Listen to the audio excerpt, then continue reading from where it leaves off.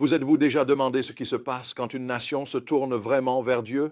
L'histoire d'aujourd'hui nous montre une période remarquable de l'histoire de Juda où l'engagement d'un roi à chercher Dieu a conduit à un réveil national et à une protection divine.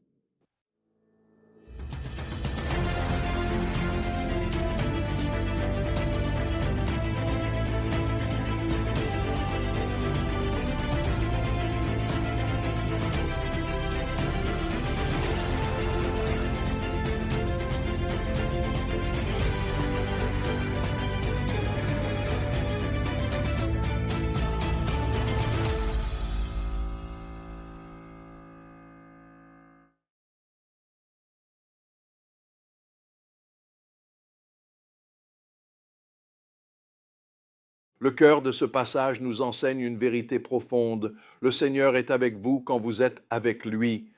Si vous le cherchez, il se laissera trouver par vous. Mais si vous l'abandonnez, il vous abandonnera. C'est un principe que le roi Asa allait vérifier, aussi bien dans la victoire que dans l'épreuve. Après des générations de déclin spirituel, Asa devient roi de Juda et accomplit un acte extraordinaire. Il prend réellement des mesures pour purifier le pays. Il ne fait pas que parler de réformes. Il détruit les idoles, abat les poteaux d'Achéra et va jusqu'à destituer sa propre grand-mère de sa fonction de reine-mère parce qu'elle avait fabriqué une idole abominable. Ce n'était ni confortable ni politiquement opportun, c'était une obéissance coûteuse. Mais remarquez ce qui se passe.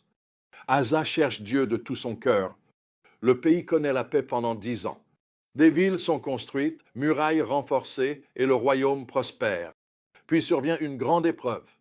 Zéra le Cushite marche contre Juda avec une armée d'1 million d'hommes et 300 chars, une force qui devrait les submerger.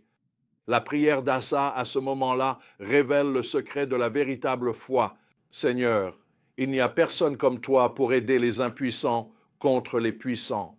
Aide-nous, Seigneur notre Dieu, car c'est sur toi que nous nous appuyons, et c'est en ton nom que nous sommes venus contre cette immense armée. Seigneur, tu es notre Dieu. Ne permets pas que de simples mortels l'emportent sur toi. Ce n'est pas une prière de présomption, c'est une prière de dépendance. Et Dieu répond puissamment, mettant l'ennemi en déroute et accordant à Juda une victoire remarquable. Puis, tout à coup, quelque chose de magnifique se produit. Le prophète Azaria apporte le message de Dieu à Asa, lui rappelant que la présence de Dieu dépend de leur recherche de lui. Le roi prend ce message à cœur et mène une réforme encore plus profonde. Des gens de tout Israël cherchant les bénédictions de Dieu sur Juda migrent vers le sud pour les rejoindre.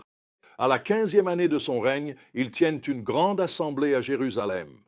Ils offrent d'abondants sacrifices et concluent une alliance pour chercher le Seigneur de tout leur cœur et de toute leur âme. La Bible nous dit qu'ils ont cherché Dieu avec ardeur et qu'il s'est laissé trouver par eux. En conséquence, le Seigneur leur accorde la paix de tous côtés. Mais c'est ici que l'histoire prend une tournure triste. Après des années à marcher avec Dieu et à voir sa protection fidèle, Asa fait face à une nouvelle crise. Lorsque Baasha, roi d'Israël, menace Juda, au lieu de se tourner vers Dieu comme il l'avait fait auparavant, Asa prend les trésors du temple et soudoie le roi d'Aram pour obtenir de l'aide. Politiquement, cela fonctionne, mais spirituellement, c'est un désastre. La confrontation du prophète Hanani avec Asa est l'un de ces moments décisifs qui révèlent le cœur. Voici un roi qui avait personnellement expérimenté la délivrance de Dieu face à l'armée couchite d'1 million d'hommes. La victoire n'était pas seulement de l'histoire ancienne, c'était son témoignage, sa preuve de la fidélité de Dieu. Ainsi, lorsque Hanani demande « Les couchites n'étaient-ils pas une armée puissante ?» il ne fait pas que rappeler des faits. Il dit essentiellement « As-tu oublié ce que Dieu a fait pour toi? As-tu oublié à quel point la situation était désespérée et comment Dieu est intervenu puissamment? » Mais c'est ce que Hanani dit ensuite qui est absolument profond. Les yeux du Seigneur parcourent toute la terre, cherchant à affermir ceux dont le cœur lui est entièrement dévoué. Réfléchissez à cette image.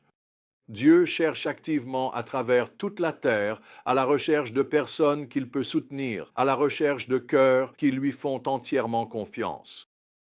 Ce n'est pas que Dieu soit distant et désengagé. En réalité, il est impatient de manifester sa puissance en faveur de ceux qui comptent sur lui. Mais il recherche spécifiquement des cœurs qui sont, je cite, entièrement dévoués. En effet, pas partiellement dévoués, pas dévoués seulement quand c'est commode, mais entièrement dévoués. C'est ce qui rend le choix d'Asa si tragique, le même homme qui avait prié « Viens à notre aide, Seigneur notre Dieu, car c'est sur toi que nous comptons », se repose sur l'argent et l'or pour acheter des alliances politiques. Il échange les ressources illimitées de Dieu contre les ressources limitées de l'homme. Lorsque Dieu envoie un prophète pour l'appeler à revenir à la confiance, Asa réagit avec colère plutôt qu'avec repentance.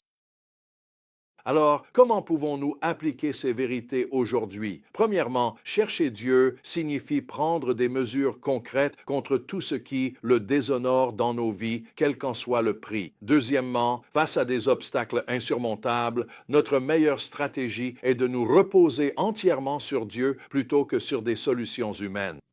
Troisièmement, nous devons nous prémunir contre la tendance à passer de la foi à l'autosuffisance, surtout après avoir expérimenté la fidélité de Dieu. Quatrièmement, nous devons répondre à la correction de Dieu avec humilité plutôt qu'avec défensive. Et enfin, nous devons maintenir notre dépendance envers Dieu aussi bien dans la crise que dans le succès. La tragédie de l'histoire d'Asa n'est pas qu'il ait mal commencé, mais qu'il ait mal terminé.